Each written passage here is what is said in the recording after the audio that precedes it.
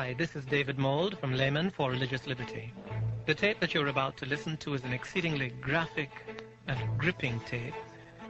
It's a testimony of an ex-nun by the name of Sister Charlotte, who disappeared approximately 2 years after having given this testimony.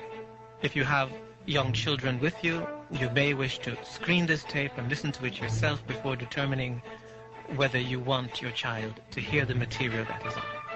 We're releasing this tape in Jamaica, not that we might engender any hatred toward the Roman Catholic Church or the Roman Catholic people, but rather that you might be educated as to the other side of Roman Catholicism.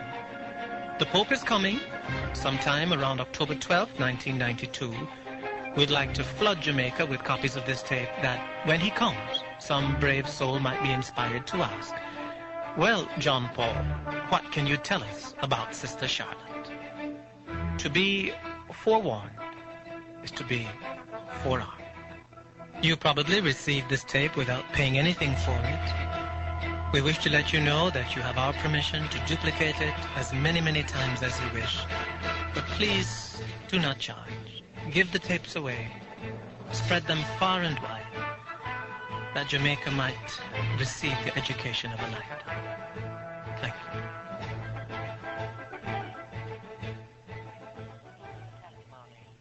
First of all, I always like to tell folk I'm not giving this testimony because I have any ill feeling in my heart toward the Roman Catholic people. I couldn't be a Christian if I still had bitterness in my heart. God delivered me from all bitterness and strife, and delivered me out of all of that one day and made himself real to me in the power of the Holy Spirit. And so when I give this testimony, I'm giving it because after God saved me, he delivered me out of the convent and out of bondage and darkness. The Lord laid the burden upon my heart to give this testimony that others might know what cloistered convents are. And so as you listen carefully this afternoon, I trust I'll not say one thing that will leave any feeling in your heart whatsoever that I don't carry a burden for the Roman Catholic people. I don't like the things they do. I don't agree with the things that they teach. But I covet their soul for Jesus. I'm interested in their souls. I believe Jesus went to Calvary. He died that you and I might know him. And their souls are just as precious as your soul and my soul. So I'm interested. First of all, as we slip into this testimony, having been born in Roman Catholicism, not knowing anything else, not knowing the Word of God because we didn't have a Bible in our home, we had never heard anything about this wonderful plan of salvation. And so naturally I grew up in that Roman Catholic home as a child, knowing only the catechism, knowing only the teaching of the Roman Catholic Church. And because I loved the Lord, and because I wanted to do something for him, I wanted to give him my life, I didn't know of any other way for a Roman Catholic girl to give her life to God other than entering a convent. And through going to the confessional box where, naturally, I'm under the influence of my father confessor, the Roman Catholic priest, his influence over my life, one day I made up my mind through his influence and one of my teachers in the parochial school that I wanted to be a little sister. At that time I thought of being a sister of the open order. But as I went on into this, up until the time I took my white veil, 16 and a half years of age, everything was beautiful. I really didn't have any fear in my heart whatsoever. Everything was taught to me was seemingly along the line that I had been taught in the church before I entered a convent. And so one day, after making up my mind to enter a convent, I remember that particular day, two of the sisters came home with me from school. They were my teachers. And when we arrived at my father's home that afternoon, our father confessor was in the home likewise. I often say when I was a little girl, children were seen and not heard. You didn't talk when you was a child, at least you didn't in my family, in my home, unless you were spoken to. And I remember I listened to them carry on a conversation, and then I moved over close enough to my father to ask him if I could say something. That was a bit out of the ordinary, and he permitted me to talk. And I said, "Dad, I want to go into a convent. And I'll tell you, that priest took it up quickly. They had already been influencing me. My father broke down and began to cry, not because he's sad, but he's very happy. My mother came over and took me in her arms, and she too wept tears. She was very happy. Those were not tears of sadness, because I think her little girl was giving her life to the convent to pray for lost humanity. And naturally, my family were very thrilled about it, and I was too. But anyway, I didn't go for about a year after that, and then the time come when I got myself ready, and my mother prepared things for me, and so I entered the convent. They took me, and we didn't have a place close enough to my father and mother's home, so I think they took me around 1,000 miles away from home, where I entered a convent boarding school.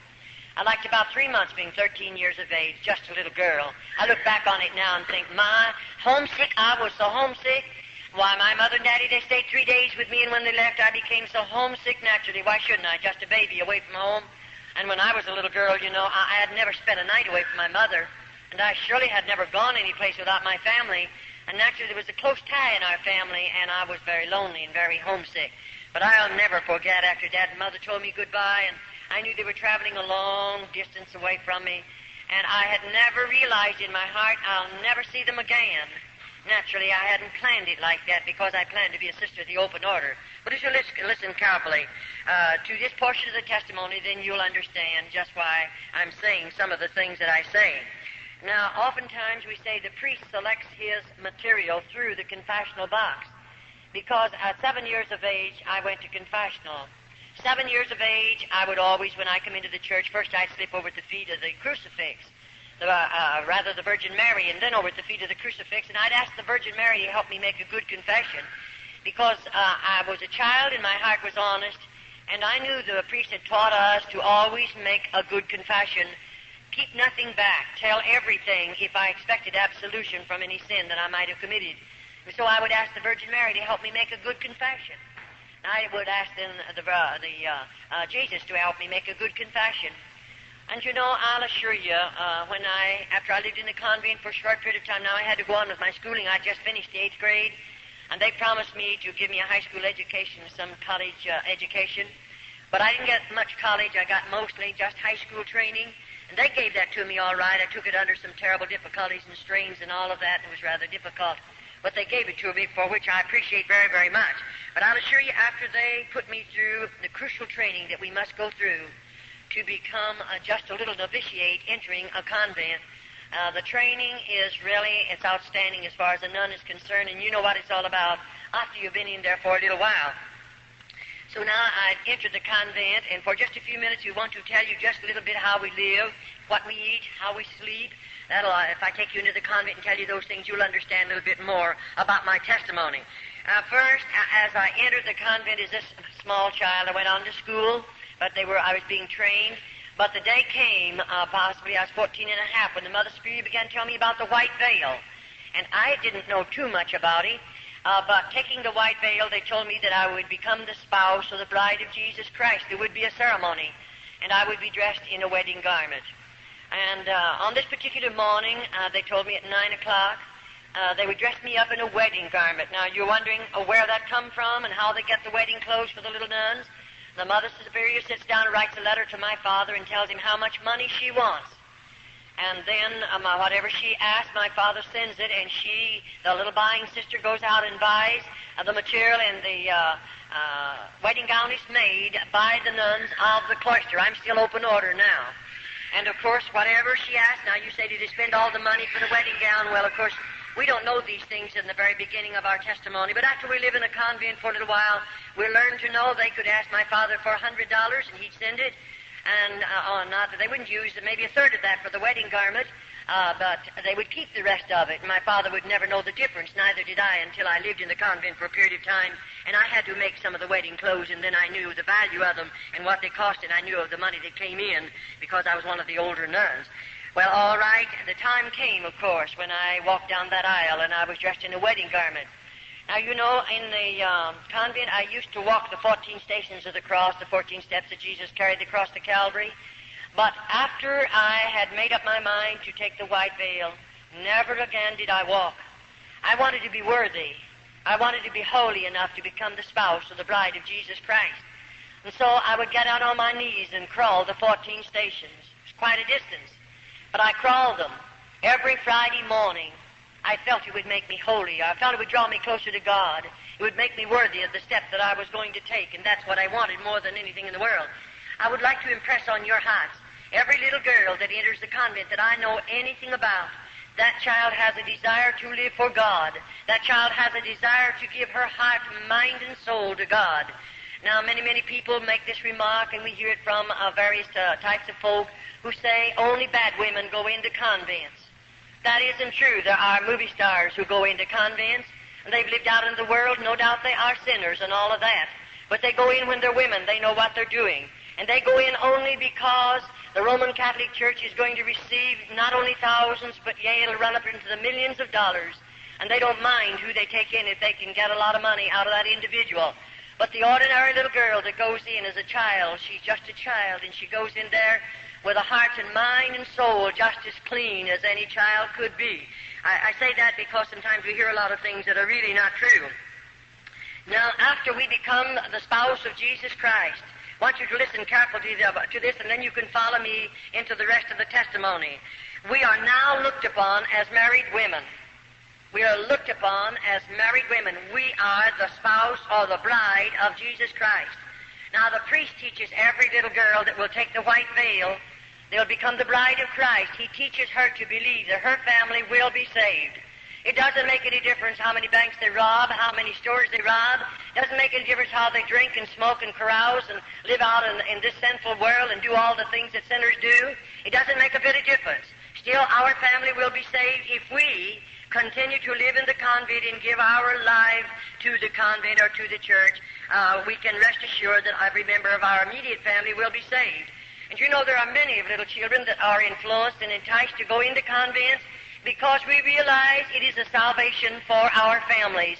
And sometimes, even Roman Catholic families, the children grow up and leave the Roman Catholic Church and go out into the deepest of sin. And so every little girl that enters a convent is hoping by her sacrificing so much, home and loved ones, mother and daddy, everything that a child loves, her family will be saved regardless of what sins they commit. And of course, we're children and our minds are immature and we don't know any better.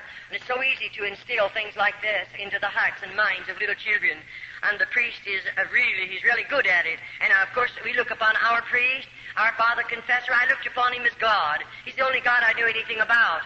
And to me, he was infallible. I didn't think he could sin. I didn't think that he would lie. I didn't think that he ever made a mistake. I looked upon him as the holiest of holy because I didn't know a God, but I did know the Roman Catholic priest. And to me, I looked to him for everything that I asked of God, so to speak. I believed the priest could give it to me. And so the day comes when all of us. Now, as we're going in, I want you to listen carefully. After taking the white veil, things are beautiful. I'm 16 and a half years of age. Everyone's good to me. And I'm living in the convent, and I haven't seen anything yet because no little girl, we're not subject to a Roman Catholic priest until we're 21 years of age. And as we give you this next vow, then you'll understand that we don't know about this. This is kept from the little sisters until we've taken our black veil, and then it's too late. I don't carry the keys to those double doors, and there's no way for me to come out. The priest will tell all over the whole United States and other countries that sisters or nuns, rather, can walk out of convents when they want to. I spent 22 years there. I did everything there was to do to get out. I've carried tablespoons with me into the dungeons and tried to dig down into that dirt because there's no floors in those places, but I never yet found myself digging far enough to get out of a convent with a tablespoon, and that's about the only instrument. Because when we're using the spade, and we do have to do hard, heavy work, when we use a spade, we're being guarded, we're being watched by two older nuns, and they're going to report on us. And I'll assure you, you're not going to try to dig out with a spade, and you wouldn't get very far anyway, because they made those convents or built those convents so little nuns cannot escape. That was their purpose in building them as they build them. And there's no way for us to get out unless God makes a way. But I believe God's making a way for numbers of little girls after they come out of the convents. All right, now when the time comes, I think I was 18 when the mother began talking to me. Now, I planned to come out, see, after my white veil. I wanted to be a little nursing sister in the Roman church. But the Mother Superior, I suppose she was watching my life. I suppose she realized I had much endurance, I had a strong body, and I believe the woman was watching me because one day she asked me to come into her office and she began to tell me, Charlotte, you have a strong body. And she said, I believe you have the possibilities of making a good nun, a cloister nun. I believe you're the type that would be willing to give up home, give up mother and daddy, give up everything you love out in the world, so to speak, and hide yourself away behind convent doors. Because I believe you're the kind who would hide back there and be willing to sacrifice and live in crucial poverty that you might pray for lost humanity. She said, I believe you're the kind to be willing to suffer because we are taught to believe as nuns that as we suffer, our loved ones and your loved ones that are already in a priest's purgatory will be delivered from purgatory sooner because of our suffering. She knew I was willing to suffer. I didn't murmur. I didn't complain. She knew all of that, and she's watching my life, and that's the reason she began to tell me about the black veil. And then, of course, I didn't know too much about a cloistered nun. I didn't know their life. I didn't know how they live. I didn't know what they'd done. But, this woman proceeded to tell me. Now, I hear a lot of people try to tell me in the various places that we travel and go.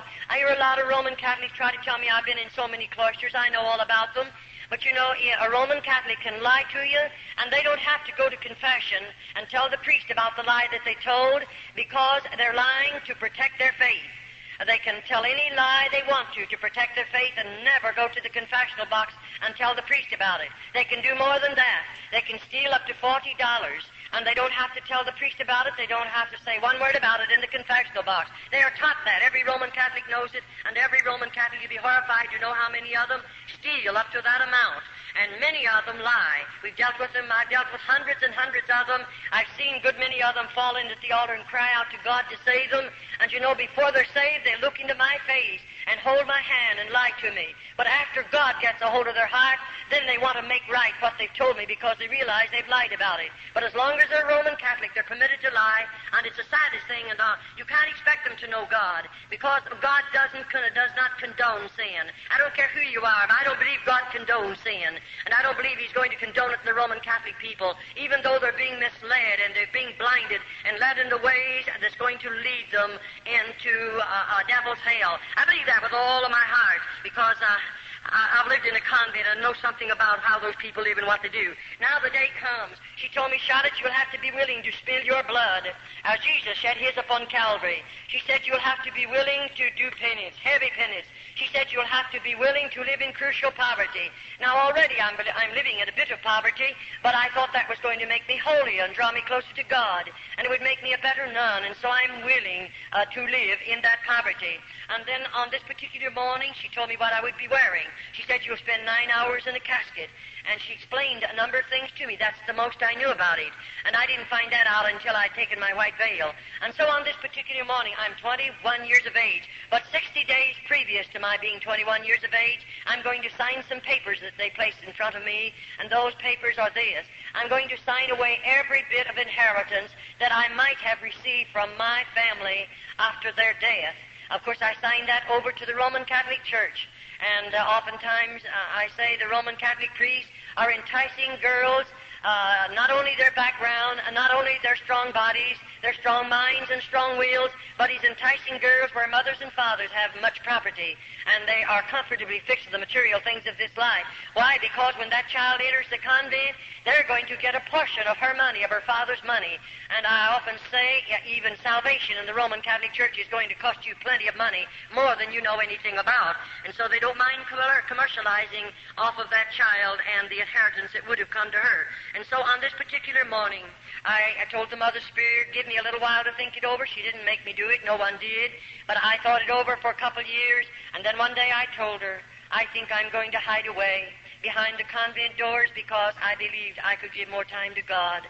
I could pray more. I maybe would be in a position where I could inflict more pain upon my body because we are taught to believe that God smiles down out of heaven as we do penance, whatever the suffering might be. And I didn't know any better because I often say, if you could only look into the hearts of little nuns, If you are a Christian, you would immediately cry out before God in behalf of those little girls, because to me we are heathens. It doesn't make any difference the amount of education we may have. We are still heathens. We know nothing about this lovely Christ, nothing about the plan of salvation, and we're living as hermits in the convent. And so on this particular morning, I come walking down an aisle again, similar to that, and may I say, the morning before, I can't go into it too deep because I never would be able to cover enough of it so you could understand it. But this morning, I'm walking down that aisle, but I don't have a wedding garment on. I have a funeral shroud. It's made of dark red velvet, and it's way down to the floor. And I'm walking down that aisle. Now, I know what I'm going to do. The casket is all ready made by the nuns of the cloister, very rough boards, and it's sitting right out here. And I know when I come down there that I'll step in that casket and lay my body down, and I'm going to spend 9 hours in there. And 2 little nuns will come and cover me up with a heavy black cloth we call a heavy drape mortelle. And you know, it's so heavily incensed that I feel like I'll smother to death, and I have to stay there. Now I know when I come out of that casket, I'll never leave the convent again.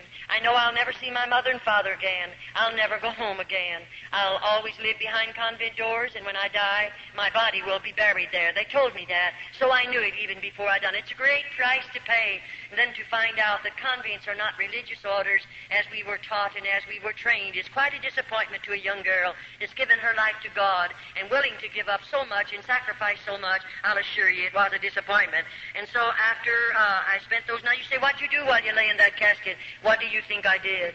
I spilled every tear in my body. I remembered every lovely thing my mother done for me. I remembered her voice. I remembered the gathering around the table. I remembered the times when she would pray with us. I remember the things that she said to me. I remembered what a marvelous cook she was. Everything as a little girl growing up in that home, I remembered it, laying in that casket, knowing I'll never hear her voice again. I'll never see her face again. I'll never put my feet under her table again, enjoy her good cooking. I knew all that. And so maybe for 4 hours I spilled all the tears in my body because it was so hard. And I knew I'd get homesick. I knew I'd want to see her someday, but I gave it all up. What for? For the love of God. I thought I didn't know any better. And I'll assure you those were 9 long hours. And then I seemingly got a hold of myself, and I thought, this, Charlotte, now you're going to make the best Carmelite nun, because everything I've ever done, even that I'm out of the convent, I do give my best. I try to give everything that I have in regardless what I might do. And so I did in the convent. I gave the best that I have. And I wanted to be the best nun that I could possibly be. And the Mother Superior knew that, and don't worry, the priest knew all about it too. Now I realize after I walk out of that casket or to come out of it, they're going to take me like this. Over here and right back here is a room. We call it the Mother Superior's room. Now, I've never been in that particular room, so I don't know what she has in there. But you know, when I walk in there this time, the Mother Superior sits me down in a straight-back, hard-bottom chair. And immediately then I'm going to take 3 vows of poverty, chastity, and obedience. And you know, as I take those vows, she opens a little place in the lobe of my ear and takes out a portion of blood, because I must sign every vow in my own blood. And after that happens, then I'm going to take the vow of poverty. Now, when I sign that vow, I sign it thus, and I'm willing to live in crucial poverty the balance of my life as long as I live. And what that poverty is like, of course, we don't know. And then my next vow, I'm going to vow of chastity. And you know, this vow, of course, you know what it means. I'm taught to believe that I'm married to Jesus Christ. I am his bride. I'll always remain a virgin. I'll never legally marry again in this world, because I have become the spouse of the bride of Jesus Christ. After the bishop married me to Christ, he placed the ring on my finger, and that meant I'm sealed to Christ. I'm married to him, and I accepted it because I didn't know any better. And now here I am, taking a vow that I would always remain a virgin because I'm the bride of Christ. And I want you to listen carefully. And then, of course, my last vow of obedience. Now, when we sign that vow, I'll assure you already, I know what obedience means. I'm living in a convent, and there they demand absolute obedience. You don't get by with anything, not even for 2 minutes. I mean, you don't get by with it. You have to realize what obedience means, and they demand it, and you learn to know it, and you're much wiser the more quickly you learn it and you obey it, and you give them absolute obedience. All right, now, what does it mean to sign vows like this? Let me tell you this. It means more than you folk will ever know, because most people that I know anything about, they know very little about obedience. Oh, in a sense, yes, but but you'll never know what a little nun knows about obedience. I'll assure you that one thing, unless you live in the convent. All right, that particular vow, when I signed it into my own blood, it done something to me, because after I've signed those vows, do you realize that I've signed away everything I have, my human rights? I have become a mechanical human being now. I can't sit down until they tell me to. I don't dare to get up until they tell me to. I can't lie down until they tell me to, and neither do I dare to get up. I cannot eat until they tell me to. And what I see, I don't see. What I hear, I don't hear. What I feel, I don't feel. I've become a mechanical human being, but you're not aware of that until you have signed all these vows. Then you realize, here I am, a mechanical human being, and of course I belong to Rome now. I'll assure you that right now. All right, we become, after this particular vows, we become forgotten women of the convent. In just a short while, you'll understand what I'm talking about. Now, immediately after I've taken those vows, then the Mother Superior is going to take away from me my name and give me the name of a patron saint. And she teaches me to believe that whatever happens to me in the convent, I can pray to that patron saint, and she will intercede and get my prayers through to God, because I'm not holy enough to stand in the presence of God. It isn't wonder the dear little nuns can never get close enough to God. We've always been taught that we'll never be holy enough to stand in His presence, and we always have to go through somebody else in order to get a prayer through to God. And we believe it because we don't know any better. And so now all identification of who Charlotte was is going to be put away. It'll be taken away from me. And if you knew me and would come to the convent and call for my family name, they'd tell you there isn't such a person as that. I don't exist, even though I'm right there, because I'm writing under another name. Now the Mother Superior is going to cut every bit of hair off of my head, and when she cuts it with a scissors, she puts the clippers on it. And I mean, there's nothing left. I just don't have one speck of hair left on my head. And of course, if you could be a nun, you would understand the heavy headgear that we have to wear. It would be so cumbersome to have hair and so cumbersome to take care of it. We don't have any ways of taking care of it in the convent. There are no combs in the convent, and so you can imagine how hard it would be for us to take care of a head of hair. It's not necessary that we have a comb after they finish with us. All right, now, this is my black veil. These are my perpetual vows, we'll call them. I'm there, and I'm going to stay there. Now, you know, up until this time, I received a letter once a month from my family, and I wrote a letter out of the convent once a month for my family, even though when I'd write that letter, I'd no doubt they marked out a lot of it, because when I would receive a letter from my family, there was so much of it blacked out until there was no sense to the letter, and oh, I'd weep over those black marks. I was wondering what my mother was trying to say to me. Don't worry, you'll never get to know what she wanted to say to you, because they have blacked it out. And so it would break your hearts many, many times, and you're lonely anyway, because you have no friends in the convent. I'll assure you, even though there was 180 on my particular wing, not one of those nuns were my friend, and neither was I a friend to them, because we are not allowed to be friends in the convent. We are all policemen or detectives watching each other. That's so we'll tell. And the little nun that finds something to tell on the other nuns, she stands in good favor with the Mother Superior. And then the mother teaches that nun to believe. When she stands in good favor with the Mother Superior, she's standing in good favor with God. And so that little nun, of course, will want that, and she'll tell a lot of things maybe that are not even true on the other little nuns. All right, now after all of this has transpired and all of this has happened, everything I have is gone. I've sold my soul for a mess of theological pottage, because not only are we destroyed in our bodies, many of us in our minds, and many of us, if we die in the convent, we've lost our soul. And so it's a serious thing. And I surely covet your prayers for little nuns behind cloistered convent doors. They'll never hear this gospel. They'll never know the Christ that you folk know today. They'll never pray to Him as you people pray to Him. They'll never feel His blessings as you people feel them. And so put them on your heart and pray for them. They surely need much prayer. All right, now, as I walk into that room and all of this is transpiring, now bless your hearts, I don't know what's going to be in the next room. After this has transpired and I've taken the vows that I will always remain a virgin, I'll never legally marry in this world because I'm the spouse of Christ. And then after this, the Mother Superior leads me out into another room, or rather she opens the door, and I'm to be sent into that room. And when I walk out in that room, I see something I have never seen before. I see a Roman Catholic priest dressed in a holy habit, and he walks over to me and locks his arm in my arm, which he had never done in the first part of my convent life. I never had a priest to insult me in any way. I never had one of them to be even unkind to me in the first part of my convent experience. But here he is now, and of course I didn't understand what it was all about. And I didn't know what in the world the man really expected of me. And you know, I pulled from him because I felt highly insulted. And I pulled from him and I said, shame on you. And it made him very angry for a minute. And he said, immediately, the Mother Superior must have heard my voice because she came out immediately. And she said, oh, and they called me by my church name. She said, after you've been in the convent a little while, you won't feel this way. The rest of us felt the same way you do. And you know, the priest's body is sanctified. And therefore, it is not a sin for us to give the priest our bodies. In other words, they teach every little nun this. As the Holy Ghost placed the germ in Mary's womb, and Jesus Christ was born, so the priest is the Holy Ghost, and therefore it isn't a sin for us to bear his children. And let me tell you, that's what they come to the convent for. No other purpose in all of this world do priests come into the convent but to rob those precious little girls of their virtue.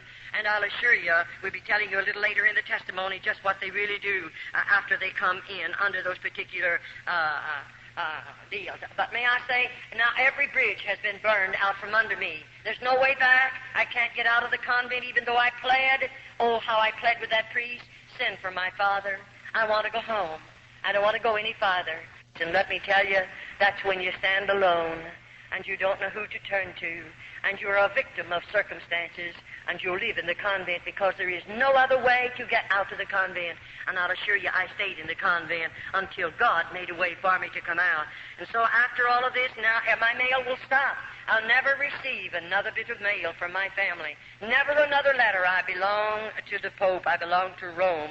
And then after all of this, the Mother Superior, after taking these particular vows, and the priest has invited me to go to the bridal chamber. You say, did you go? No, definitely not. I didn't enter the convent to be a bad woman.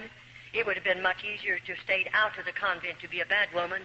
You wouldn't go into the convent and live in the poverty we live in and to suffer as we suffer to be a bad woman. No girl would do that. And it would have been much easier to stay out of the convent if I wanted to be a bad woman. But I went there to give my life and heart to God. And that was the only purpose I had in going there. And here this priest is. And of course I didn't go to the bridal chamber with him. I had a strong body then. One of us would have been wounded because I would have fought until the last drop of blood. And you know, it made them very, very angry, I'll assure you. But I didn't go to the bridal chamber with him.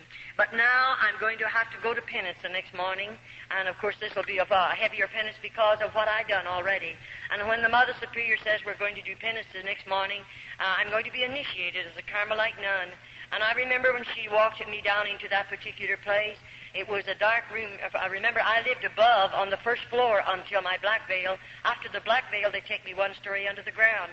And I lived from there on until God delivered me under the ground. I didn't live in the top part of this buildings at all. But you know, as we walked into this room, it's dark and it's very cold. And when we walked in, we came from back there somewhere. We come walking toward the front, and I walked along beside the Mother Superior. And when I got near the front, I saw those little candles burning. Anywhere in the convent, you'll find the 7 candles burning. And when I came a little closer, I saw the candles, but I couldn't see anything else. And I wondered, what's she going to do to me?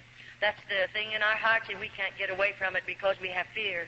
And when I come a little closer, I saw something lying on a board there. And you know, when I came real close, then I realized, here's a little nun lying on that board. I'll call it a cooling board because it was that. And just as long as her body, and there she was, and when I could see where the candles flickered down on her face, I realized that child is dead. And oh, I wanted so much to say, how did she die? Why is she here? How long do you keep her here? But you remember, I signed away every human right. And so I can't say one word, but I stood looking. Then the Mother Superior said, you stand vigil over this dead body for 1 hour. And at the end of the hour, a little bell is tapped, and another nun will come to relieve me. And may I say, I was advised every so many minutes, I have to walk out in the front of that little body and sprinkle holy water and ashes over the body and say, peace be unto you. And I did exactly what they told me to do. Oh, it was a terrible feeling. I'm not afraid of the dead. It's the live people we have to be very cautious about. And I wasn't afraid of that little dead nun, but oh, my heart ached for her. And, you know, after the bell tapped and I realized my hour's gone, the nun who comes to relieve us comes back here somewhere. And she, of course, we walk on our tiptoes. No noise is made in the convent. And when they don't speak, they just touch you. And, of course, my being down there with that little dead nun, and I was full of fear, when that girl laid a hand on my shoulder, I let out a scream, a horrible scream. from fear, just fear. And you know, I didn't mean to do it. I didn't break that rule on purpose, but I was scared. And immediately, of course, I had to come before the Mother Superior, and that's when I first learned to know, one of the first times, about a dungeon. They didn't tell me there were dungeons in the convent, and she put me in such a dirty, dark place with no floor in it for 3 days and nights, and I didn't get any food and any water. And I'll assure you, I didn't scream anymore. I tried so hard not to break the rules of screaming, because there is a dungeon, and I know they'll put you in it. And let me tell you right now, it's not a nice place to be. After you've been in one of those places, you'll know what it feels like. All right now, I say this before I go any farther, that popery is a masterpiece of Satan. I said it's a masterpiece of Satan, with its lying wonders and his traditions and his deception. It's a terrible thing when you know about it. And so as I come down into this room, and she took me, let me look at this little girl, and that particular, if we call it a penance, is over. Now, the very next morning, she said again to me, Charlotte, you're going to do penance. Not the next morning, it was 3 days after, because I spent 3 days and nights in the dungeon. The next, fourth, fifth morning, whichever it was, she said, you're going to do penance. She took me down into another room, not the same room. And when we come walking down this time, I could see that big piece of wood, but I didn't know what it was. And when I came a little closer, there was a cross. It was made of heavy timber. I might say it was maybe 8 or 10 feet high, very heavy.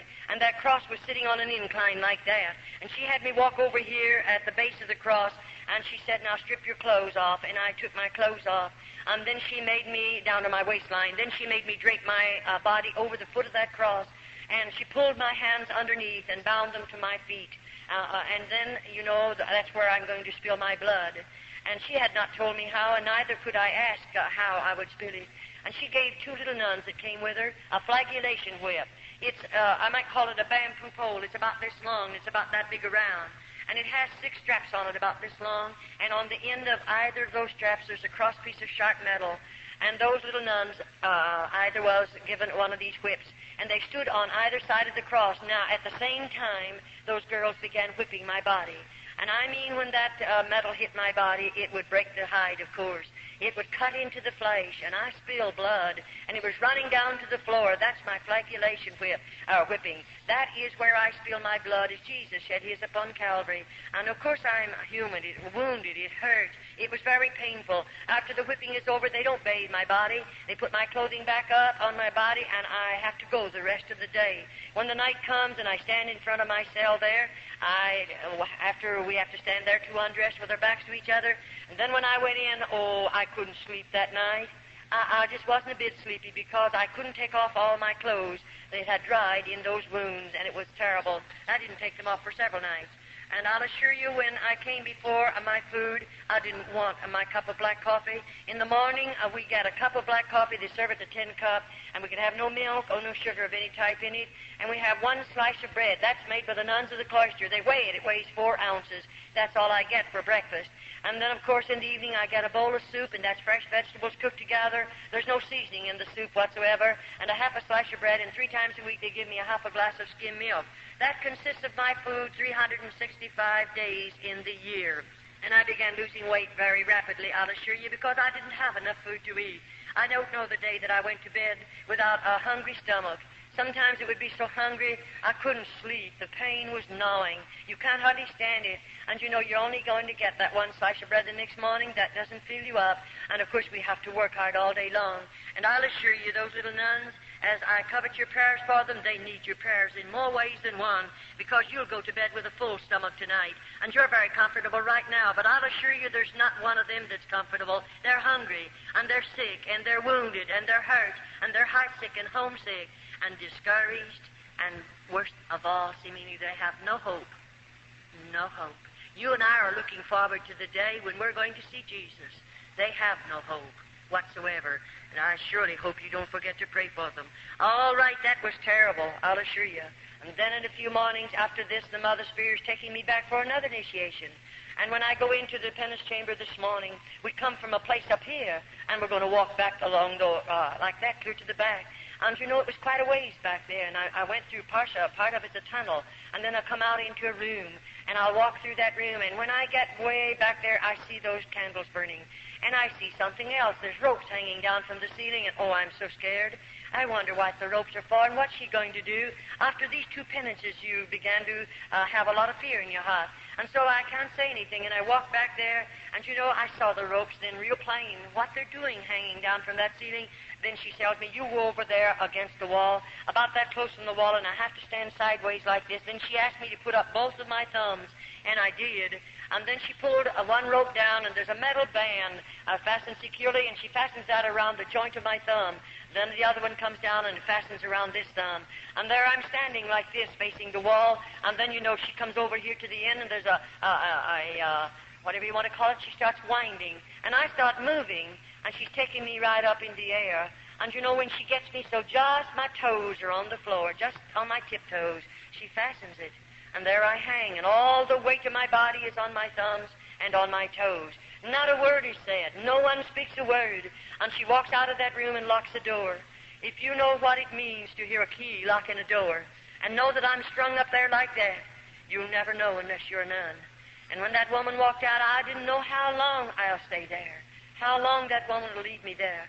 And you know, they didn't come to give me food. They brought me no water. And I thought, is this it? Am I going to die back here just like this? And within a few hours, you can imagine, I'm still a human being. My muscles began to scream out with the pain. I was suffering. And that woman let me hang, and nobody come near.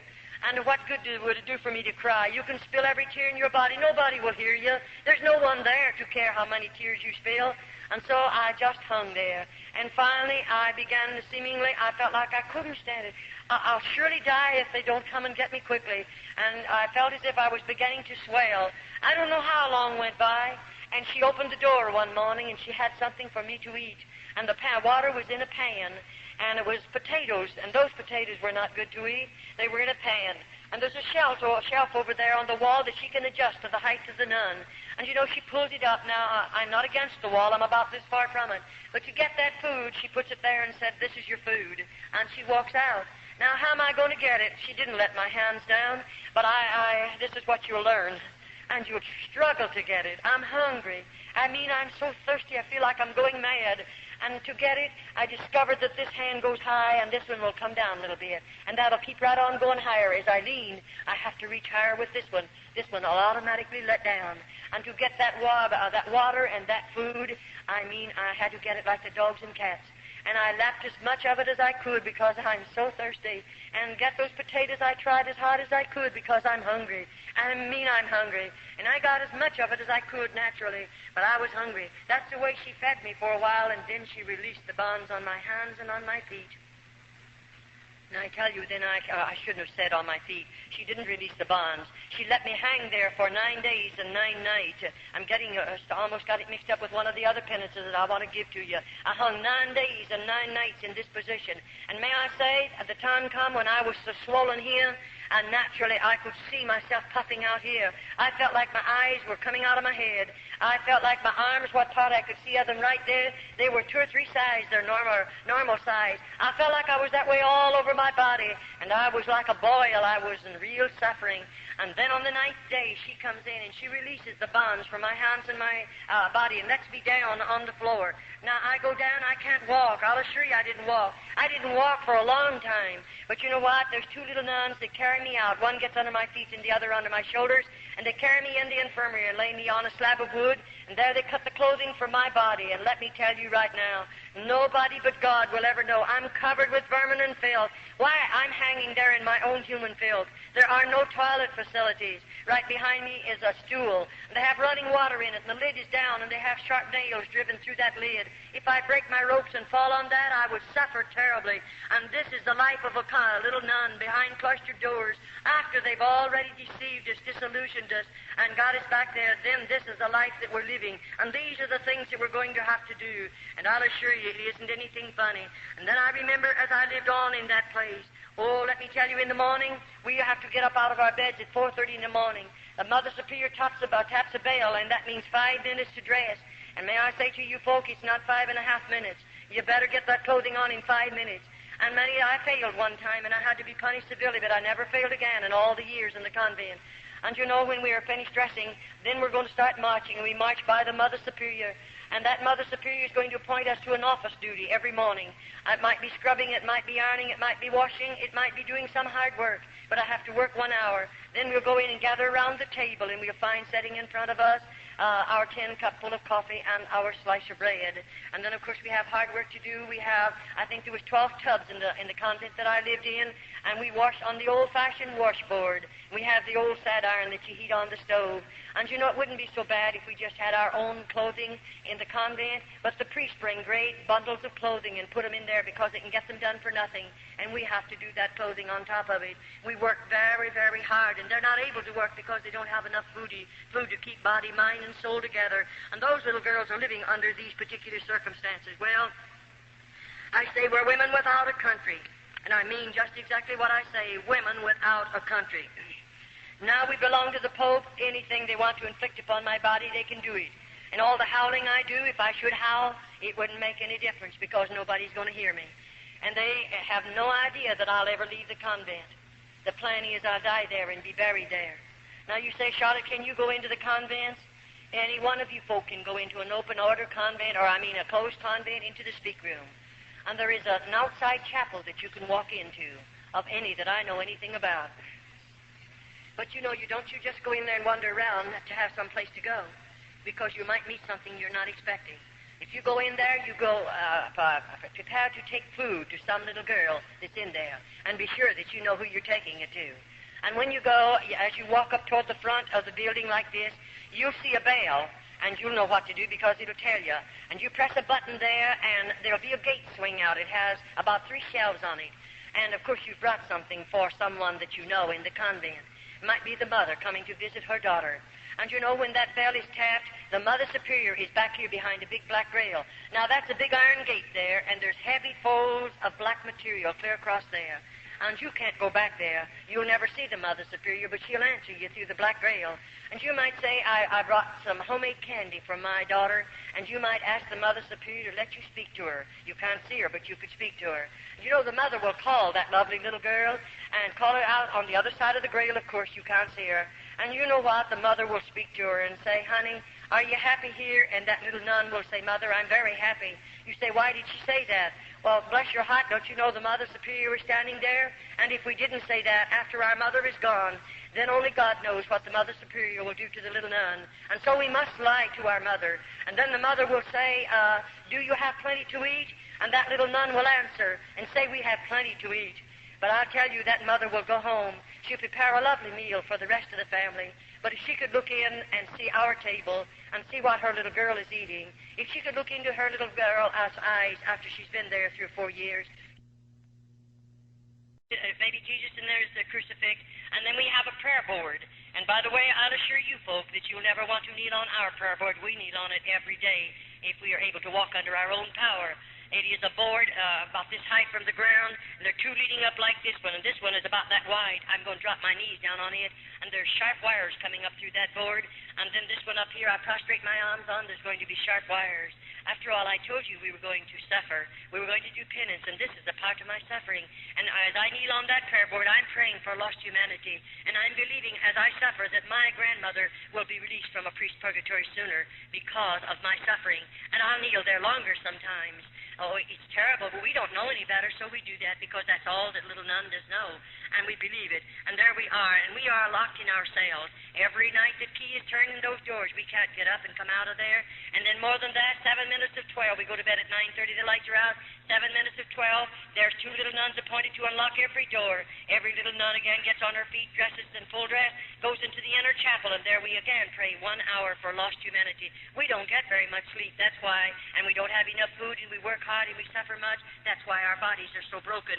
That's why we seemingly don't have enough strength to carry on after we live there. But I'd like to say this to you as I go, before I go any farther. Now, I did those various things. We are taught to believe that as we spill our own blood, now we must do this. As I whip my body, if I torment it or torture it in any way that I spill blood, I'm taught to believe that I'll have 100 less days to spend in purgatory.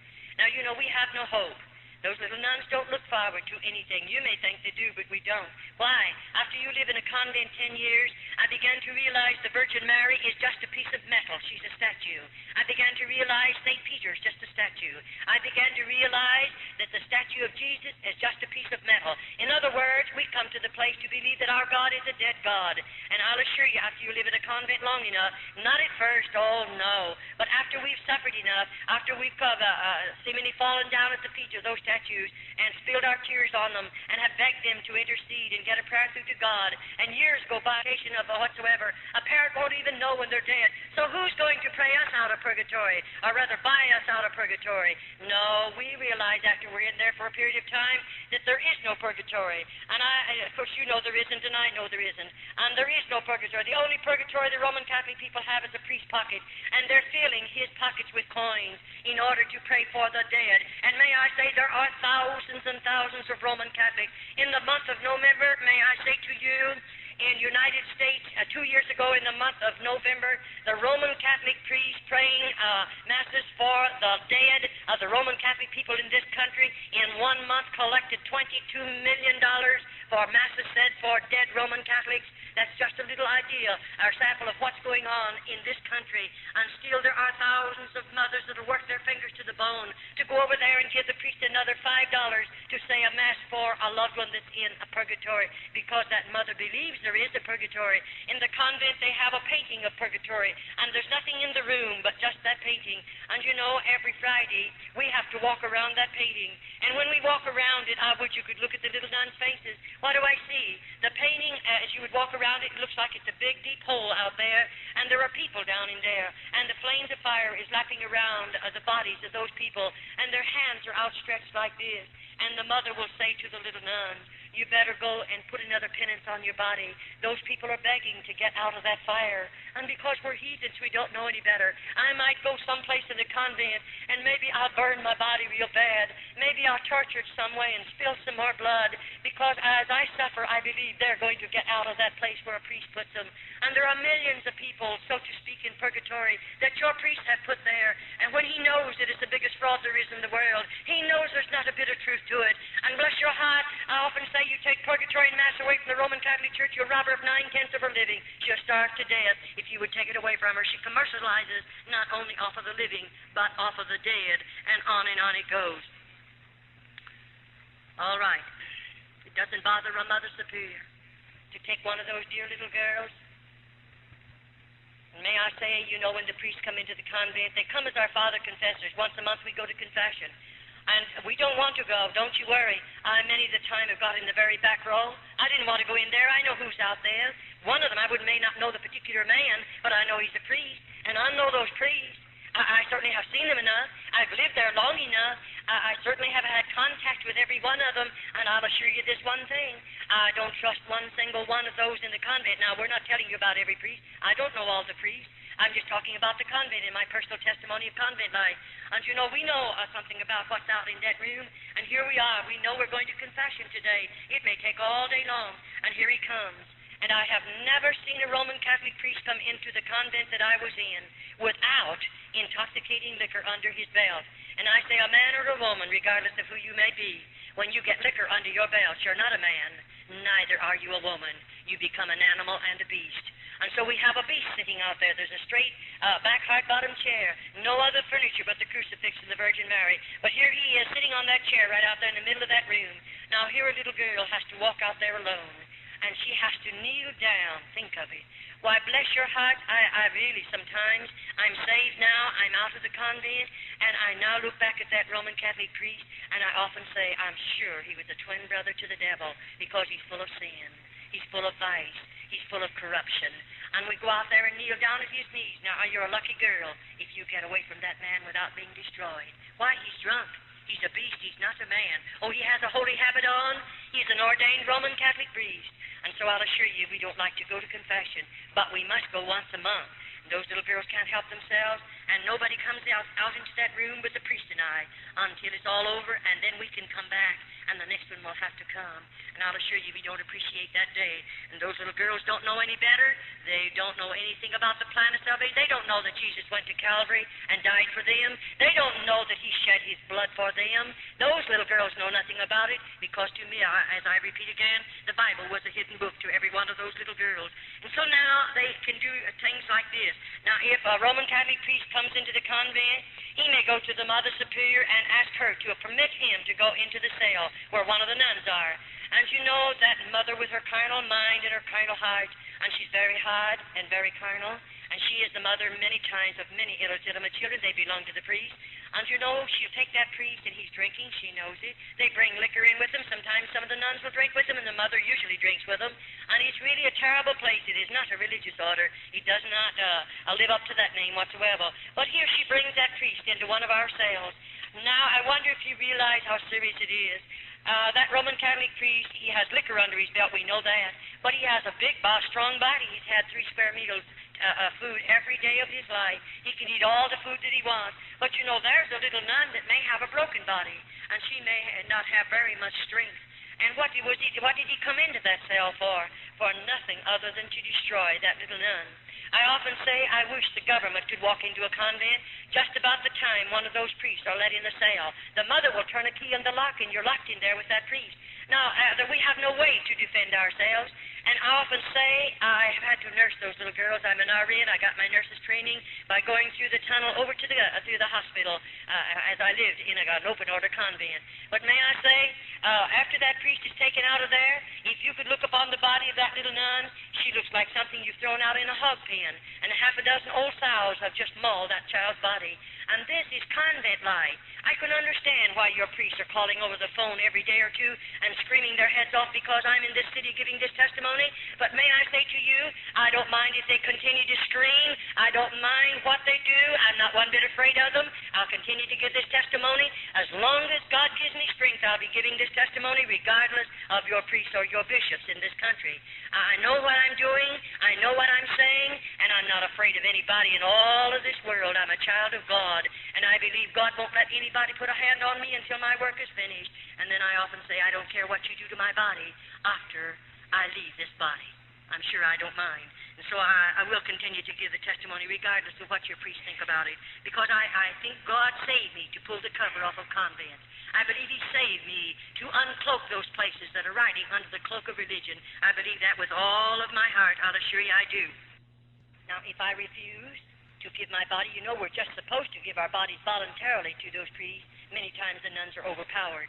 But if I refuse to give my body voluntarily to them, then you know he becomes very angry, and he goes immediately to the Mother Superior. Then when 2 carnal minds come together, they can invent things that you and we don't have enough evil in our heart to invent things like that. We don't have enough sin in our lives to even think of such terrible things. And when those 2 carnal minds come together, the next time, I want you to know they're all ready. Now, the Mother Superior might say to me in a day or two, we're going to do penance. Now, the penance that they'll inflict on me is something that the Mother Superior and the priest has invented, and it can be very, very cruel. They might take me down into one of the dirty dungeons, and there's no floors in those places. And you know, they have a place down there. There are rods about 3 feet long. They have them burrowed down into cement, and at the top of it, there's a ring about this big, sticking out of the ground. They have some leather straps fastened there. And when they take me down there, they put my foot, either foot through those rings, and then they strap my ankle securely. Now, I'm standing with my feet in those rings. All right, they're going out of there. They're going to leave me locked up in that place by myself, and it's a dirty place. Well, I might stand there for 2 or 3 hours if I have strength enough in my body. But what do you think's going to happen to me then? I can't stand any longer. Sometimes we faint. Sometimes we just become exhausted and we go down. But when I go down, he flips my ankles over like that, and I can't do anything about it. I don't have what it takes for me to get up.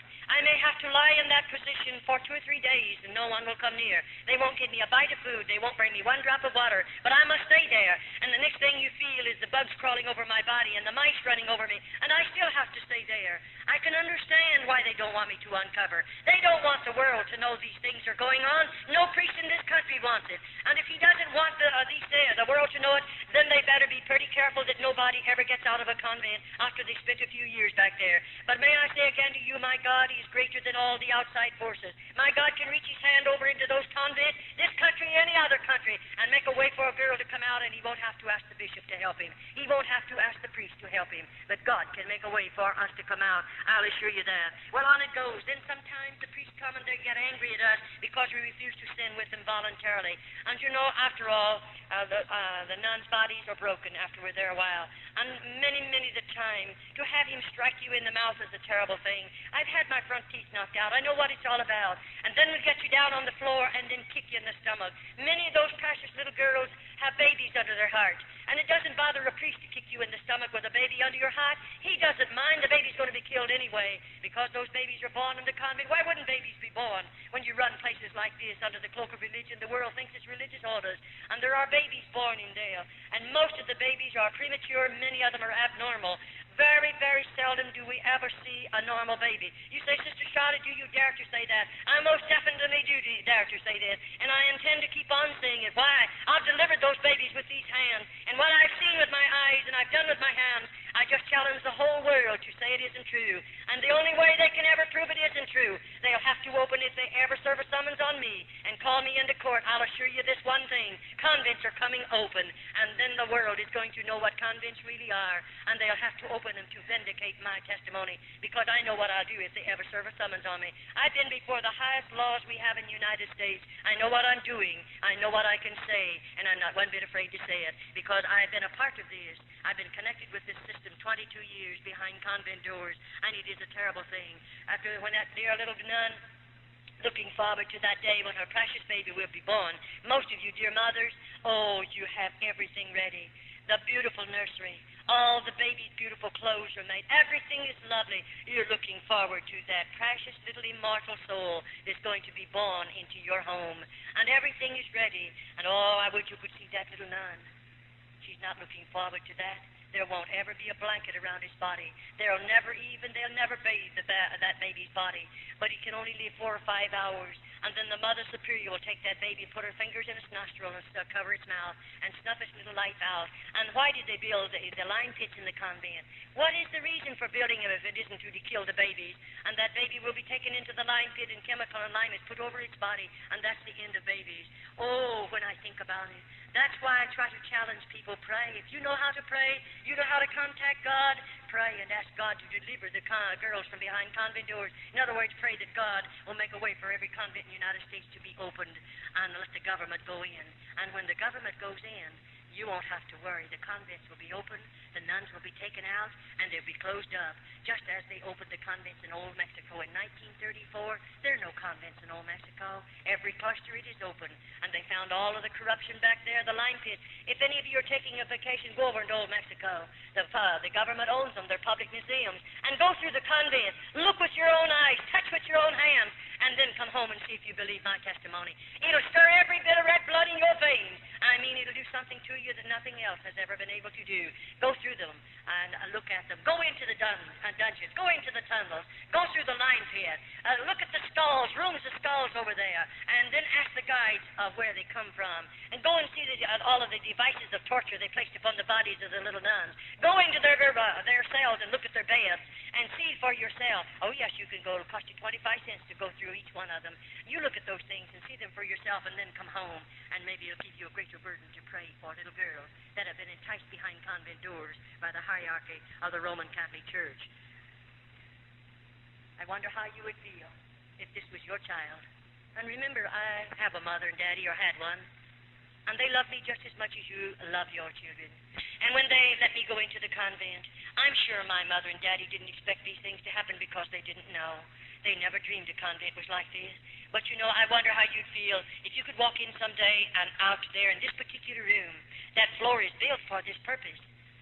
There's a partition right out there, and there's just a little thing they can touch. It automatically opens. And, you know, there's a deep hole underneath that floor. And this little nun has done something. I can't tell you what she's done, because I wasn't there when she done it. But she's done something, and to them it's very serious. And when they bring her to this particular place. Her little hands and feet are going to be bound securely. They're going to drop her in that horrible, horrible pit. and then they're going to put the boards back down. No one will ever know. Oh, there's plenty of chemical and lime down there. But you know, they don't do that. 6 little nuns have to walk around that hole. We'll chant as we walk around that hole. We don't want any evil spirits to come out into the convent, so we sprinkle holy water over that hole. Then we may walk for 6 hours, and then they'll appoint 6 more nuns. And on it goes until we hear the last moan, and that's the end of the little nun they place down there. No, she'll never be delivered from the convent. But does it bother you to know that that little nun will die and be lost? Does that bother you? It bothers me, because I didn't know Jesus. I couldn't tell her about God. I didn't know him myself. But it bothers me very, very much. But God won't hold me accountable. Her blood will not be on my hands because I didn't know the Lord and I couldn't tell her about it. And so on it goes. Then I wonder how you like to see it. Here we are, a body of those little nuns. On this particular morning, the Mother Superior might say this. We're all going to be lined up here, and I don't know what she's lining me up for. And then, you know, there might be 10 of us, there might be 15 of us, and then she'll tell us all to strip. And we have to take every stitch of our clothing off. We're certainly not anything beautiful to look at. Our eyes are back in our head, our cheeks are falling in, our bodies are wasted. God only knows what we look like because I never saw myself in 22 years. I didn't know I had gray hair. I didn't know I have lines in my face. I didn't know how old I was. I only found that out about 6 years ago. You know nothing about what you look like. And here we are lined up. And here comes 2 or 3 Roman Catholic priests with liquor under their belt. And there they're going to march in front of those nude girls and choose the girl they want to take to the cell with them. These are convents, cloistered convents, not open orders. The priest can do anything he wants to and hide behind the cloak of religion. Then that same Roman Catholic priest will go back into the Roman Catholic churches, and there he'll say Mass. And there he'll go into the confessional box and make those poor people believe he can give them absolution from their sins. When he's full of sin, when he's full of corruption and vice, still he acts as their God. What a terrible thing it is. And on it goes, well, I live there. Now, all the time these things are going on, what do you think's happening inside of Charlotte? God love your hearts. I didn't know people could hold so much hatred and bitterness. And it went on and on and on. I was filled with bitterness and hatred. And I mean, it continued to build. I began in my heart to think, when I can get the Mother Superior in a certain place, I'll kill her. Isn't it awful to get murder in our hearts? I didn't go in the convent with a heart like that, nor a mind like that. But I began to plan murder in the convent. How I could kill her, how I could kill a Roman Catholic priest, and on it goes. And oh, I tell you, every time she did fix something awful on my body that I'd have to suffer so terribly, when I could think sensibly again, then I would begin to plan, how could I kill that woman? And on it goes. Well, after all, you can't help it. For instance, I wonder how you would feel. The Mother Superior, here she is, and she's going to sit me down in a chair. And you know, that chair is straight back, hard bottom, and I don't have any hair. She's going to take everything off my head. And you know, she's going to put my hands like this. They'll be out here in stalks. And I'm going to have to bend my head over like that in order to put the stalks across my neck. And I'm fastened securely. And over my head there is a faucet of water. And you know, there is a faucet of water just above my head, and my head's over. Now that mother's going to turn that water on, just a drop, and the drop will just come about this fast. It'll hit me right there on the back of my head. And you know, I can't move either way. I sat there 1 hour, 2 hours, 3 hours, 4 hours. What do you think's going on? I'm sitting there. I can't move. I'd do everything to get away from that drop of water in the same spot on my head. Why, God love your heart, if you could look in. You'd see us frothing at the mouth. You'd see those little girls. They're trying so hard to move, to get away from that water. And they let us stay there sometimes 10 hours, all day long. Many, many times a little nun cracks up completely. She goes stark raving mad under this particular penance. What in the world do they do with her? I tell you in a few minutes. Don't you worry. They have a place for us after we go mad in the convent. They take care of us. They have places for the little nuns. There's places built down there for us. Well, on it goes. Well, you know, these things went on and went on and went on. And it was terrible. But, you know, I began to plan and plan and plan. After she's done something like that to me, it's terrible. One day, the Mother Superior took violently ill. You say, who would take her place? There are about 3, sometimes they have 4 older nuns, and they always pick the one that's hard, the one that seemingly is carnal, that one that has no conscience, to be a Mother Superior, and she works under this one. One day, if something happens to the main Mother Superior, another one will take her place, and on it goes. But you know, this particular day, they sent word to me. The Mother Superior, I was to come into her room. She's very sick. And quicker than lightning, I began to think, if I got in that Mother Superior's room, I know what I'll do. You know, after all, I'm a sinner. I'm a nun, but I'm a sinner. And I don't know God. And I have a lot of hatred in my heart. And I walk in that room, they have called in an outside Roman Catholic doctor. She's a very sick woman. And he has left all orders. And they left the medicine and everything. Now, I'm supposed to take care of her. And that was wonderful. I do take care of her. All day long, I did what they told me to do, what I'm supposed to do. And those particular tablets, I knew what they were, and I knew what they would do and what she was taking them for. But anyway, all day long, I gave her her medicine. I done everything I'm supposed to. All evening long. Why? I want to be sure what I'm doing. What I do, I have to be careful. And you know, I waited until 1 o'clock in the morning. Why? Because every night, those little nuns have to be gotten out of bed and go chant from 12 to 1, 7 minutes to 12 to 1. I thought I'll wait till all the nuns go back to bed, then I'm going to do something. And bless your hearts, after they were all back in their beds, I'll tell you what I did. I took 5 or 6 of those tablets. I was only supposed to take one in a half a glass of water ever so often and give it to her. But because of the type they were and what the type of tablet was, I knew what it would do.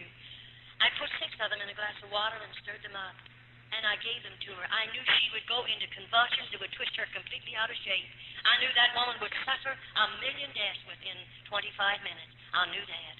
And I thought, I'm going to watch her suffer because she has punished us. She has hurt us so many thousands of times.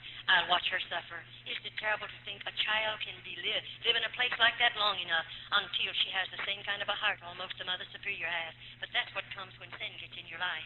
And so I waited. You know, I gave them to her. And something happened to me. I got scared. And I looked at that woman, and she began to change color. And I couldn't find her pulse. I couldn't find her respiration. I was frightened. And I thought, oh, what shall I do? If they find her dead, only God knows what they'll do to me. I'll tell you what I did. I got that stomach pump as quick as I could. I pumped that woman's stomach. I massaged that woman. I done everything there was to do. And oh, thank God she didn't die. I said, I thank God. But you know, I sat down by the bed and held her hand and watched her carefully until the respiration came back normal, until her pulse was normal, and I felt she would live. And I thought of another thing. I'll do this then. I saw where her keys were hid in her shelf right there in her own room. So they're on a big chain or on a big ring, and I thought, I'm going to take those keys. I'm going down into that dungeon. When I say down, this is 2 stories under the ground. I'm going someplace where she's always warned us. It's a solid wall like that, and clear to the back end of that wall, there's one door, and it's heavy, and it's always locked. And I've heard her tell me scores of times, and I'm sure she has the others, don't ever try to go through that door. What in the world is over there? And why did she tell us that? We can't get through it. It's locked. But you know, I wondered what was back there. Because when they had me in the dungeon for a long time once, I heard screams under the ground. I heard such blood-curdling screams, and I knew there were some girls locked up somewhere. And so I'm going through there if I find a key. And so I got her keys, and I went into that particular place. And when I got back there, it took a while to do it. I want you to know, to find the key. But when it unlocked that door, I walked through that door, and I walked into a hall. The hall, I would say, was maybe 5 feet wide, maybe wider than that. That's just a guess. And anyway, on the other side of the hall, there were a number of cells over there, small rooms, and they had real heavy doors. And in those cells were little nuns. And when I went up to the first one, near the top of the door, there's a little place about this long, it's about that wide, and it has iron bars going across there. And I looked right into the face of a little nun that I knew, one that I'd sit across the table from, one that I've prayed with in the chapel. I knew that girl, and here she is, and they had chains, the lock chains around either of her wrist and around her waistline. And I said, when did you have something to eat last? And no answer. How long you been here? No answer. I went down to the 2nd, the 3rd, the 4th, the 5th, and the stench was getting so bad I couldn't stand it. And you know, those little girls would not talk. Why? I lived in the convent, you know, a long time. I don't care if I was 2 miles under the convent, way back there. We were working back there, and we'd whisper. The next day I'd have to suffer because the convents are wired, and the Mother Superior can hear every voice, every whisper, and then somebody tells, and you're in some serious trouble. And those nuns has been there long enough. What have they done? I don't know. But those nuns are supposed to have cracked up mentally, and so they have to put them in those chains. And when they die, they can't fall down to the floor. They're just dropping those chains and slump. When they go in there, they don't give them any more food. No more water. That's a slow death. And so as I saw all of that, I became so sick from the terrible stench because many of them are already dead. And I don't know how long they've been dead. I came out of there and walked back up to this room where the Mother Superior was, and she was lying there sleeping. And I watched her carefully, and she slept till the next day, long, long hours, and didn't waken. And when she did, she said, I've had a long sleep, and I said, yes. They let me take care of her for 3 days. And you know the third day? I don't know. You say, did she ever find out you was down there? Well, not yet. I hope she didn't while I was there. But anyway, 3 days, they put me out in the kitchen. In other words, when we go to the kitchen, 6 of us go for a 6-week period. On this particular time, they put me out in the kitchen with 5 other little nuns. What am I there for? I'm doing the kitchen work. I'm going to do all the cooking that's done out there and take care of the work in the kitchen. And so when I went out in the kitchen, we have a long table back here, and it's a work table. And our vegetables will be prepared for the soup, and that's what we were doing, all 6 of us. And something happened. Our kitchen is a very large room, and a very long room, not as wide as it is long. And over at one end of it, you'll find over here the stair steps leading, about 4 of them leading down. Then there's a landing right there. Over there is a big, heavy outside door. But here there's a landing. Our garbage cans sit there. And right here is a stairway, cement one, leading down 1 story under the ground. Now, I'm up on 1st floor in this kitchen. All right, as I'm in there and we're there working, something happened. Somebody touched a garbage can. You know, all my convent life, we are taught never to break silence. We don't dare to make noises in the convent. We are punished for them. And when something touched the garbage can, that's a noise. And who in the world? 6 of us, and we're all together. Who's touching the garbage can? I wheeled around, and they wheeled around, and we saw a man. And you know, that man was picking up the full can, leaving an empty one. I've never seen that before. I've been in that convent for years, and in the kitchen, but I never saw anything like that happen. I believe God had his hand on me. With all my heart, I believe it. And you say, what happened? Well, we turned around quickly because to us it's a mortal sin to look upon a man other than a Roman Catholic priest. And I mean, we turned around quick and went to our work. But you know, I thought, if that man comes back again to get another full can, I'm going to give him a note and I'm going to ask him if I can run out with him. But I didn't do that. But you know what I did? When we run out of something in the kitchen, there's a pencil hanging up there on a chain.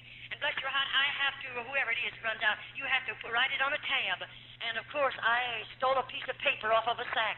And I thought I'll carry that little piece of paper in my skirt pocket. And every time I can get a hold of that pencil, I'm going to write a word or 2 on a note. And that's what I did. It took quite a while to do it. But I watched that garbage can. Every time I could take the garbage down there, I did it. And you know, when it was just about full, and I thought the next evening, it'll be full when we put all the garbage in it. And so that afternoon, I broke my crucifix, and I laid it up on a shelf, and I had a hard time doing it because they're watching me. But I did it, and I laid it up on a shelf, and I did that to have a way to get back to that room, of course. And so when our dinner work is over, our supper dishes, everybody has to go out at the same time, and we march by the Mother Superior. And you know, when I marched by, I stopped and said, please, may I speak to you? And I did. And I said, Mother Superior, I broke my crucifix, and I left it in the kitchen. May I go for it? And, of course, no nun goes without her crucifix. And she said, how did you break it? I lied to her. Everything she asked me, I lied to her. You say, why did you lie?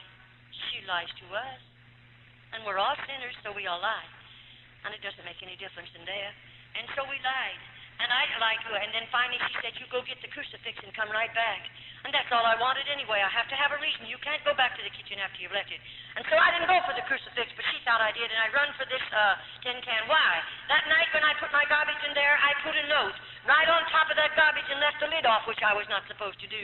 And you know, I said on the note to the garbage man, if you get this, won't you please help me out? Won't you do something to help the little nun down? I told him about those 19 cells down there and those 19 nuns in him. I told him about some of the babies that have been killed. I told him some other little nuns that are locked up in the dungeons and they're bound with chains. I told him a plenty. And I said, won't you help us? And if you will, please leave a note under the empty can. That's what I went back for. And when I lifted up the can and found a note, you don't know how I felt. I froze to the floor. I was so scared I didn't know what to do. I picked that piece of paper up and I read, and this is what that man said.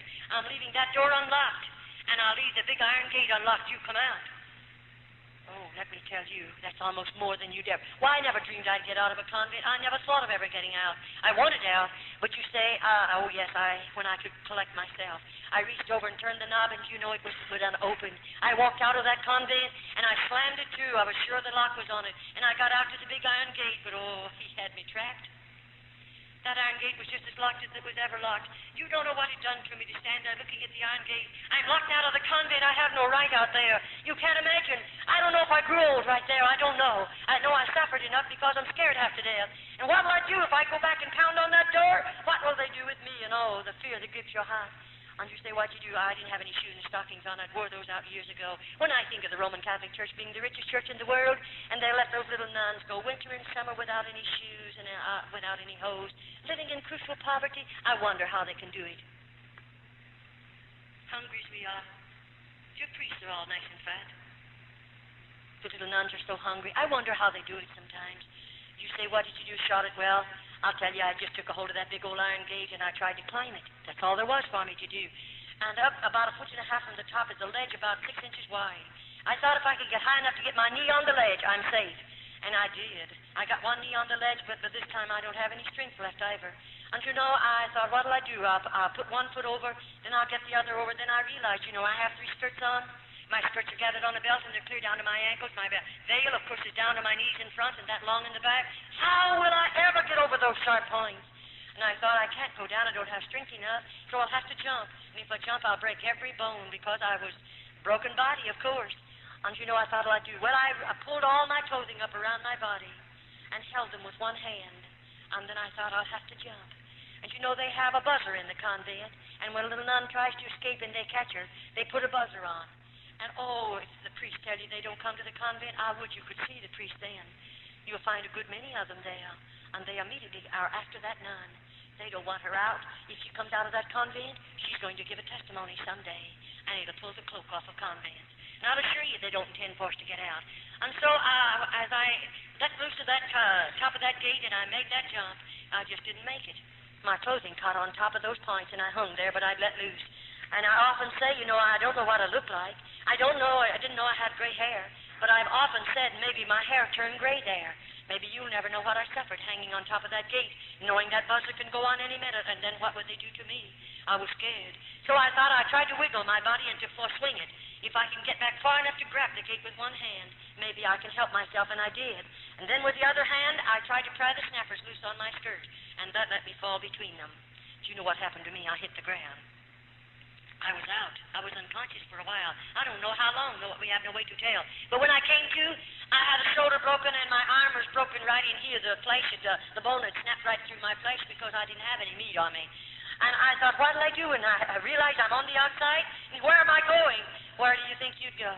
I'm not in the United States. I'm in another country. And I don't know a thing about that country. When they took me over there, I was so heavily veiled. And they took me from that particular cart or train to the convent. I was so heavily veiled I couldn't see anything. And I don't know where I am. I don't know where to go. I don't know if I have any people. I don't know if I know anybody in the world. And I'm a pauper. I don't have any money, and I'm hungry. And my body's broken, and I'm hurt now. Where do you think you go? I tell you, it's something to think about. I just started away, but get away from the convent, and I did, and I started moving away. And all the leaves were falling, and they made so much noise, and I was scared, and I kept on moving. And finally, dark overtook me, or rather, there's no twilight in that part of the country. It just drops off into darkness. And, you know, I saw this little building beside the road, and I thought I'll crawl in. It was a doghouse or maybe a chicken coop or something, but it's dirty, and I crawled in there because I was shaking and scared. And I laid in there for a little while to get a hold of myself, and then I thought, I'll have to travel. It's dark. It's safer for me. So I got out and traveled that night, and the next day I hid behind pieces of board and tin that was piled up against an old building, and all day long imagine hiding in that hot place. And hungry as I was, with broken bones, do you realize what it was all about? No, you'll never know. But I do. And then, you know, when night came again, I have to go, because I'm going to get away from the convent. I'm afraid to rap on somebody's door. Remember, I'm scared. I don't know. I might rap on a Roman Catholic's door. They will immediately notify the priest, and I'll be taken back to the convent. And I'd rather they kill me than take me back. And so I didn't. But I went on and on and on. And then the next day, I hid out in an old straw stack. And then that afternoon, on the third day, I was scared then, because this arm was swollen as tight as it could swell. I was having to carry it in the other hand. And all my fingers began to turn blue, and I realized gangrene poisoning setting in. And, you know, I'm nobody to do anything for you. And I realized I'm going to die just like a rat beside the road. That's a terrible feeling. And I thought, what'll I do? I'll just get out and go a little sooner. Maybe I'll have to rap on somebody's door. And that's what I did. And I remember as I walked, I don't know how far, I saw this lamp. It was an old-fashioned lamp burning. Very poor house, no paint on it. And I knew those were poor people. So I walked up to the screen door, and I rapped on it. And a tall man came to the door. He was rather old. And I said, please, may I have a drink of water? And you know, that old man didn't answer me, but he walked back in the house and called his wife. And God bless her heart, she's like most old-fashioned mothers. She came to the door, and she didn't say, who are you, and what do you want? Thank God. There are a lot of good people in this world. That dear little woman just pushed that door open and said, won't you come in and sit down? Do you know that's the most beautiful music I've ever heard in my life? I should say I'll come in and sit down. And she pulled out a chair. And I sat down on it, glad to sit down. And you know, their house was poor. floor. There was no rugs on the floor of any type. A tablecloth, red checkered tablecloth on the table, a little old stove over there in the corner, and there was a fire in it. And that woman put some milk in a pan and heated and brought it over to me. And you know I'm hungry. I don't have any manners. I forgot how to act. I forgot a lot of things in 22 years. And I grabbed that glass of milk all before she ever set it down, and I gobbled it down. I'm so hungry, I felt like I'm going stark mad. And I took it instantly, and the moment it touched my stomach, of course, I couldn't retain it. I lost it. I haven't had any whole milk in 22 years. You could understand why I couldn't take it. And she knew what to do. She went out in the kitchen, and she heated some water, or rather over to the stove and heated some water. And bless her heart, she put sugar in that water and brought it over to me. And she sat down and gave it to me from a spoon. I took every bit of it. Oh, it was good. It was nourishing. And then the daddy walked over by me and he said, now tell us who you are and where'd you come from. I began to cry. I was scared then. I said, I run away from the convent and I'm not going back. And he said, what happened to you? And my hand was laying upon the table. And I said, well, I tried to get over the gate and I failed and I'm hurt. And you know, he said, we'll have to call a doctor. And bless your sweet life. Then I really became hysterical. I got up from the table. I was going to run back outside, and they wouldn't let me. He said, wait a minute, we're not going to hurt you. You're hurt. You have to have help. I said, I don't have any money, and I don't have any people, and I can't pay a doctor bill. Of course, I was just in a terrible mess, if you want to know it. And that man said to me, I'm going after a doctor. He said, and he's not a Roman Catholic. Neither am I. That dear man didn't have a car, but he hitched up a horse and buggy, and he drove 9 miles to get a doctor. The doctor came out in his car, and when he got out to the place, he got there ahead of the man. And when the doctor walked in and walked around me, he just kept walking around me, and he was swearing. Maybe he didn't realize it was a terrible effect on me. When he stopped and looked at me, of course, he was mad. He was mad. Why was he mad? He was mad because he was looking at something that was supposed to be a human being. And I didn't even look like a human being. I was in such a horrible condition. But finally he calmed down. He came over to me and he said, I'll have to take you to the hospital tonight. Oh, I became hysterical. I said, I don't want to go. Please don't make me go. And then he sat down carefully and took my hands. And he began to say, I'm not going to hurt you. You have to have help. And I want to help you. That doctor took me into the hospital that night, and that's where I learned how much I weighed. He weighed me, and I weighed exactly 89 pounds. I weigh 178 right now. And then, you know, they took me into surgery, and of course they tried to get the swelling and the inflammation out of my hand and arm, that they might do something for me. It took about 12, 13 days. And then, of course, they had it, but this time it started to knit, and they had it all to break over it again, put it in a cast. I did a lot of suffering. Well, you know, one day a way was made for me to be released from the hospital. Who did they release me to? I begged to go out to those old people to stay with them, and they let me go because they'd been good to me, and I trusted them. And the doctor wanted to take me out to his home. I was in that hospital 3.5 months. And they took me out there, and I stayed for a period of time. And then one day, this same doctor, he wrote a letter, and you know what he sent in that letter? He sent a check. He told the people to go and buy me a suitcase and get me some clothing. He was coming for me on a certain day. He had told me, I'm going to find your people for me. You know, that doctor's a stranger to me. But oh, I thank God that he has men and women across this world, and those men and women are not so selfish that they won't use some of the money that God has allowed them to have to help that one that's less fortunate than they. He spent a lot of money on me. I was in that hospital 3.5 months, and I mean there was a lot of money spent on me, but he paid the bill. How I appreciate it. And you know that dear doctor, they took me, bought my clothing from me, and got my suitcase, and everything was ready, and the day came when he came, and you know that doctor took me to the train. And he put me on a train in care of somebody, of course. He had found my people for me. I was on buses and trains and boats for a long time, and one day, after that, he had gotten my visa to get back into the United States, and I was always in charge of somebody because they wouldn't trust me to travel alone because of having lived under the ground so long. And one day, they called the name of a town where I was, or where my mother and daddy lived. And you know, I knew where Mother and Daddy lived, and I got off of that train and run down to their home, 5 blocks from that depot, just a very small town. And when I rang the bell, my daddy come to the door, and you know, I looked at his face. I didn't know him. And because I didn't know him, I said, do you know where my father lives? And he said, who are you, and what's your name? And I said my name, and I didn't give him my church name. I gave him my family name. And that man looked at me, and of course it was his name, and he said, Hooky, is this you? My father didn't know me, of course. It was my dad. That dear old man opened the door then and invited me in, and I said, Dad, is Mother alive? Because I didn't know about her. And he took me back in to see her, and there she was. 7.5 years she'd laid there an invalid, a horrible, horrible invalid. And, of course, she didn't know me, and I didn't know her. Well, you know, that very night I took violently sick, and they put me back in another hospital for another 3 months. But my father paid all of those bills. He reimbursed the doctor and paid the doctor in another country and paid the old people. He reimbursed them all.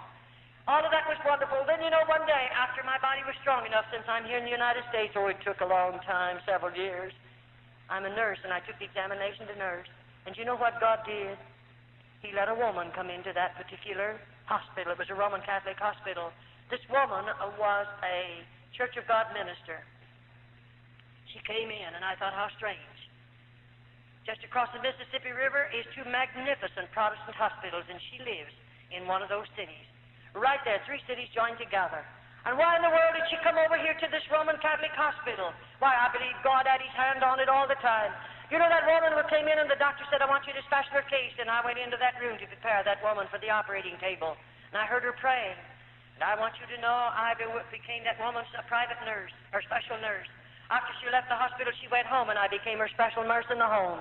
And that woman asked me if I wouldn't go to church with her. And you know, I lived in her home long enough to hear her pray. I lived in that home long enough to read the Bible to her because I am her nurse and I did what she told me to. I'd never read a Bible before in all of my life, and she'd have to find the scriptures and then I'd read them to her.